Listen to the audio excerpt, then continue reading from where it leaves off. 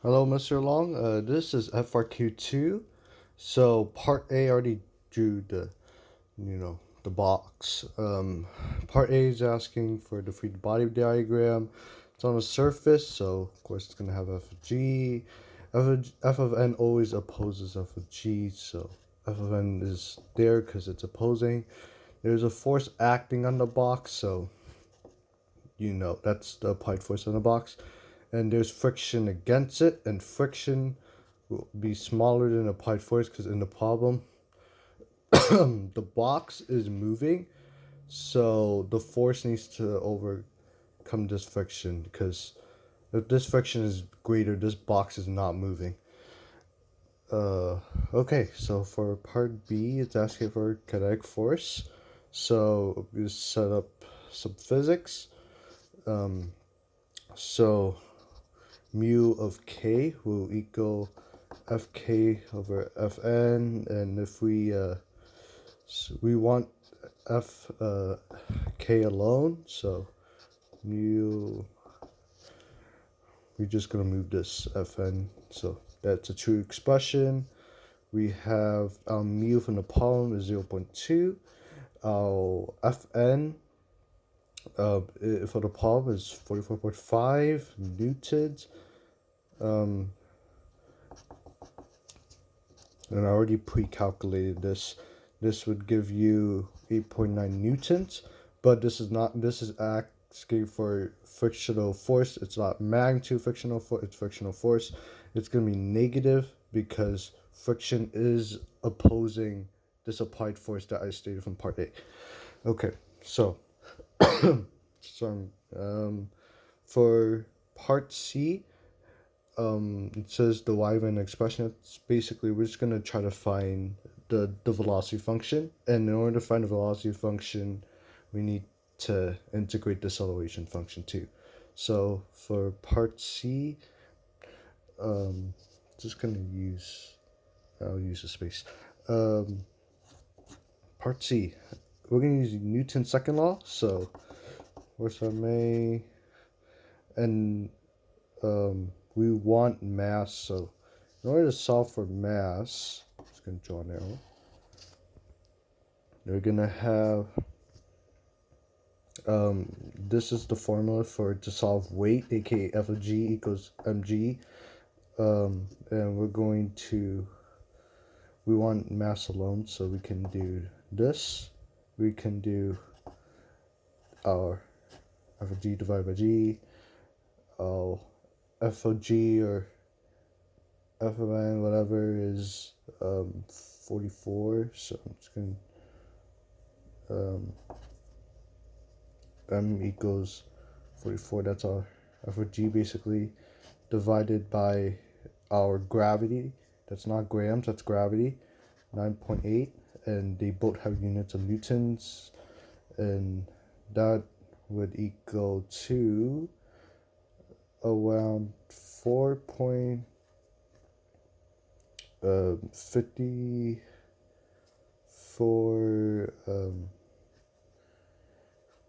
kilograms. And so using that mass that we have, let's come back here. Net force has F of k opposing it, so that's why we're minusing it, because this is opposing this F right here, equals A. I'm gonna actually, no, actually, I'll put them here. I'll show. Equals MA from here, and then we're gonna move the mass over to the denominator so that we can get A alone.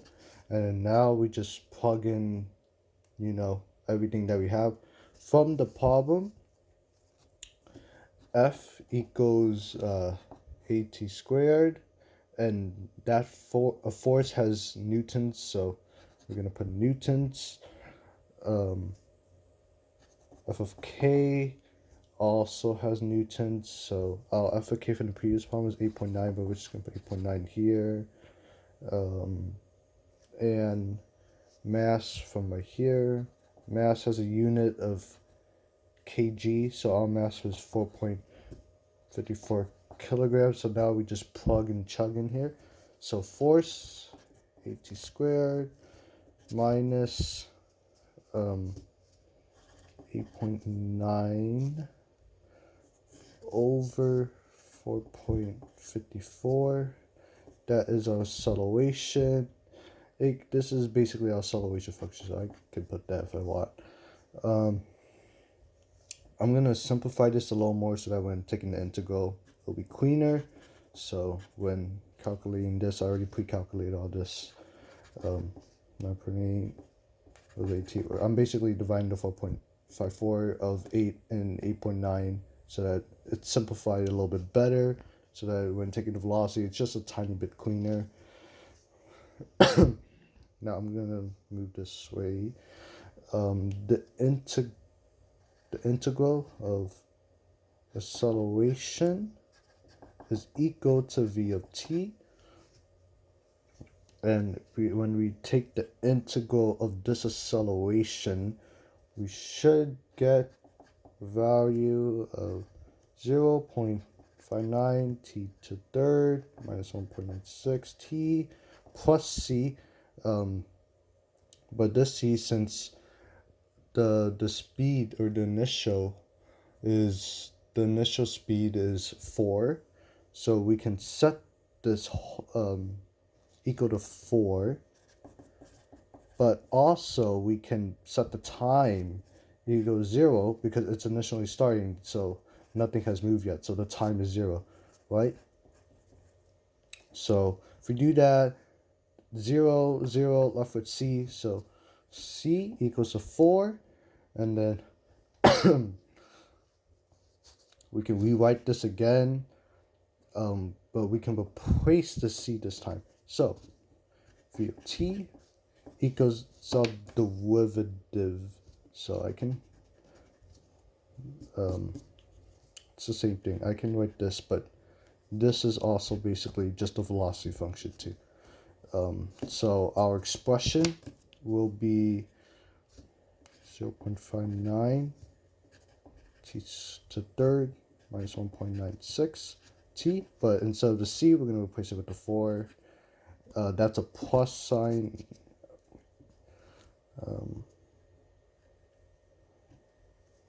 It's fine. That's a t and that's a plus sign 4. That is our answer for part C. 0.59 t to the cube minus 1.96 t plus 4. Now, for part D, it wants the instantaneous velocity when t equals 2. That's pretty simple.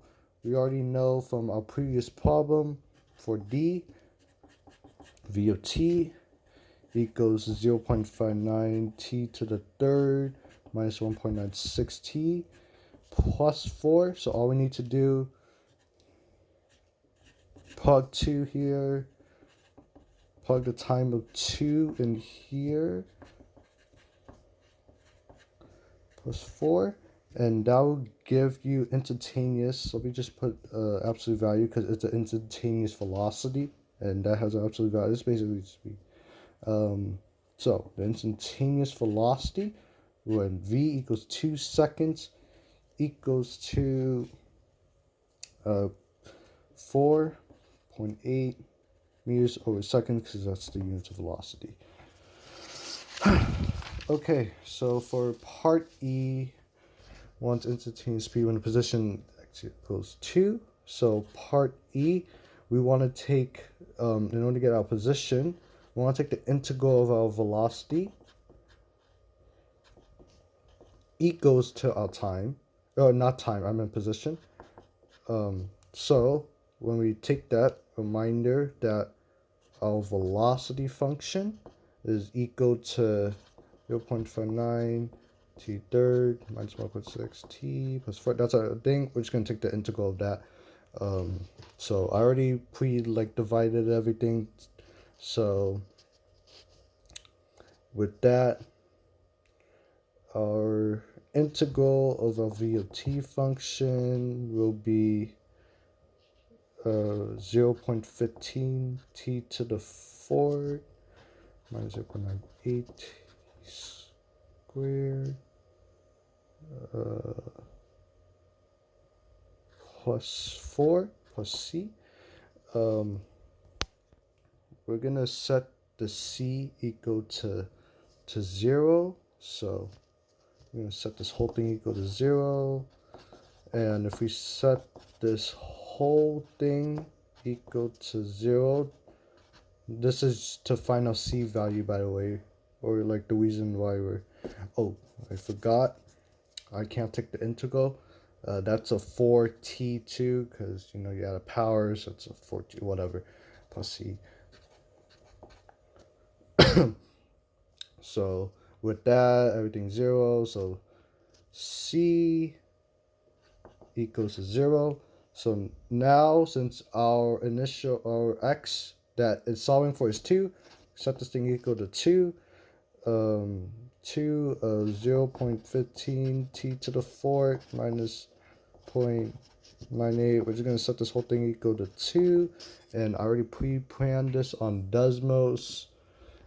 So right here is our expression for x of t equals 0. It's just the only thing different here is that I just moved the 2 over. So Willie, if you want to solve it, I can just move the 2 over, make this look a little greener, minus 2 right here. And we're just finding when it equals 0, when it like intersects at this, the y equals 0.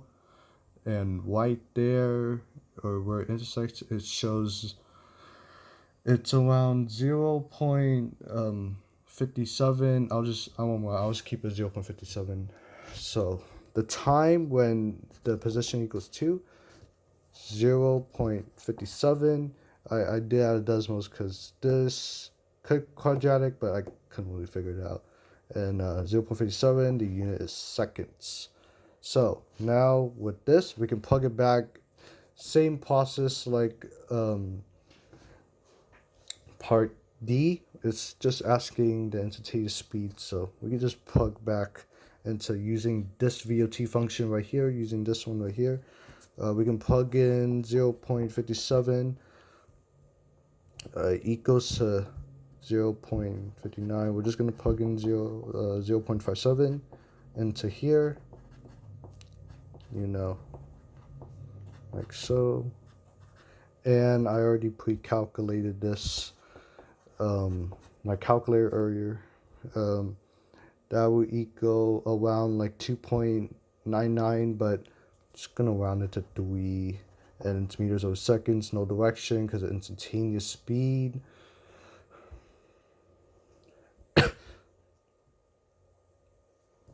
So that is the answer. By the way, I'm gonna go back. I don't think it makes a difference, but part D, it's instantaneous velocity, but it's instantaneous velocity for part D, but we don't need the absolute value sign really, so just erase it. It wouldn't really make a difference anyway, because I think it would still be positive, but whatever. So for part F, asking for average speed. So for part F, speed equals distance over time. If you want to know the units, distance is meters and t equals seconds. So we already know our seconds. It says calculate the average speed for the entire 8 seconds. So our time will be 8, but distance, we don't know what to do. So we're going to use calculus because calculus always works. So our D will equal the integral of velocity is position, but the integral of absolute velocity equals distance because of calculus. So we're just going to do the integral of v of t from 8 to 0.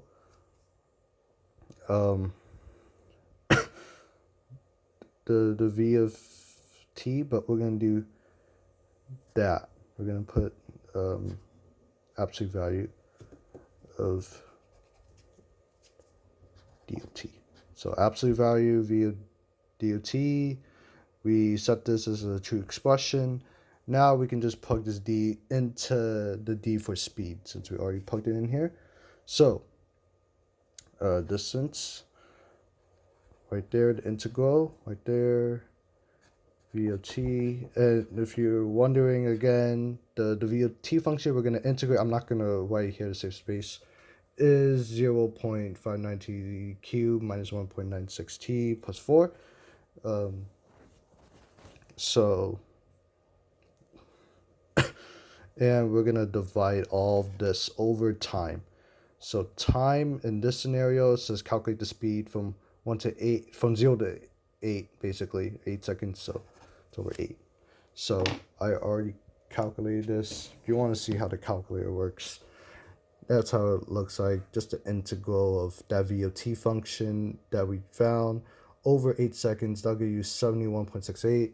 So that will give you a total of 71.68 meters over seconds. No direction because speed is a scalar. So now lastly, part G, just switch a new paper. Part G asks us to graph, but it says graph the velocity, basically all the velocities from 0 to 8 seconds, but to know what points to graph, we need to find the velocity for each second. So like velocity from 0 seconds, 1 second, so using the VOT expression, right here on top, right here, we just need to plug in, like the seconds into this VOT. We need to find like the velocity for everything. So V of 1 second. So we're going to find the velocity for everything. I already put it in the calculator. We just need to sub in the 1 into the T, do that for V1 all the way to V8. So for before you have to do V of 0. But V of 0, we don't even need to calculate because it's in the problem already. V of 0 is given initial speed is 4. So we can just put 4 meters over seconds. And for this scenario, I'm just going to calculate the instantaneous velocity for all of it.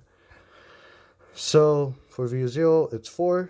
V of 1, we do the same thing. Like I said before, we just plug in the 1 to the T here. According to the calculator I put, that will be 2.63. So V of 1, 2.63 meters over seconds, because that's units for velocity. V of 2 is 4.8, so 4.8 meters over seconds.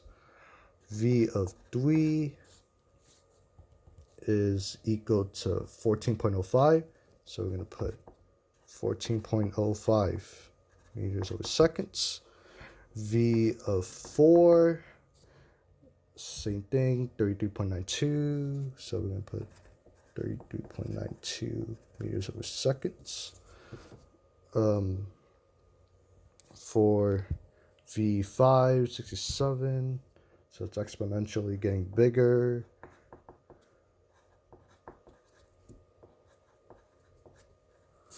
V of 6, 119.68 meters over seconds. V of 7 is 192.65, so 192.65 meters over seconds. And lastly, V of 8 will be 290.4, so 290.4 meters over seconds.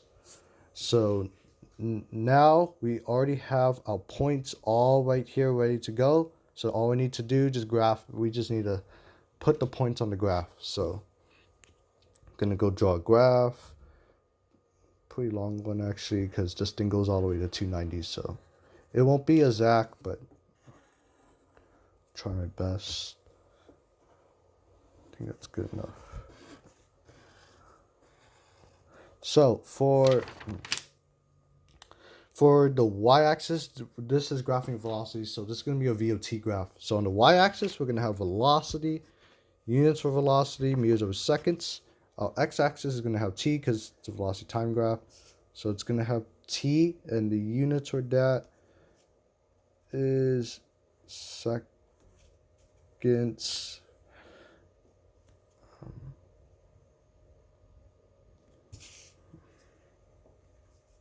Yeah, seconds. Okay, yeah, t seconds. So now we're gonna put 8 parts because it goes all the way to 8 seconds. So there needs to be 8 on the x-axis. So 1, 2, 3, 4, 5, 6, 7, 8. So now we're gonna graph the y-axis, aka everything that we just calculated earlier.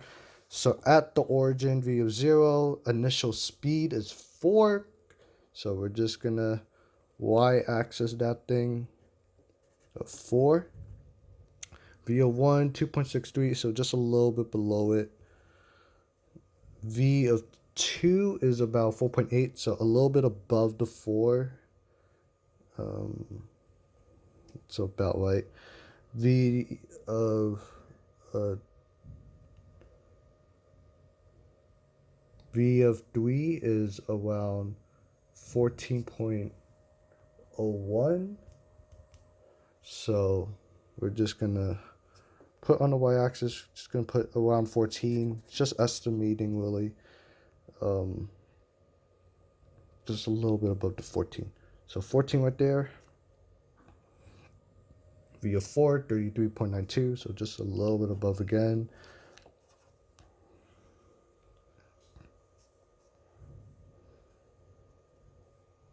So our graph looks like so far. V of 5 is 67.95, so way more.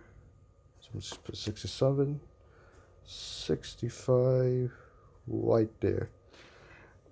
V of 6 is 119.68, so we're going to put it, just going to move this unit so I have some space for my points. But again, your y-axis is going to be v of t graph. Yeah. So v of 6 is 119. So we're going to put right here, it's a big jump, so 119 is there. V of 6, 119, so right around there. V of 7 is 192, so 192, you can just, it's a big jump, but I'm going to put here 192. Seems about right. It's how it looks. Our graph, it's getting exponentially bigger. 290, I'm going to put way up here. Not drawn to scale. I know this graph could be bigger, but it is what it is.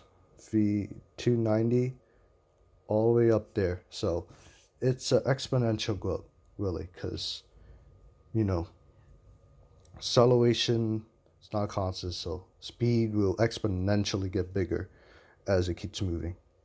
And that makes sense because we use calculus. So we're just going to draw